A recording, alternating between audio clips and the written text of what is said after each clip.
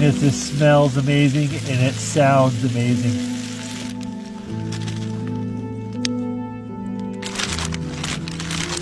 I also brought along a couple pieces of naan too, because you know, why not? Oh, alright, gonna pull this lamb shank out and just let it rest here by the fire for a little bit. Let's take a peek.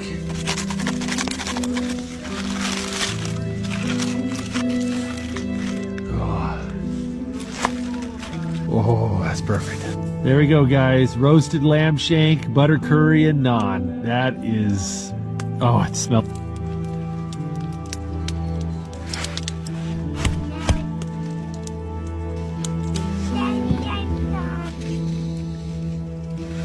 well, there we go. Look at that plate of food. Oh, yeah, look at that sweet potato. Oh. That rosemary butter is so good. Mm.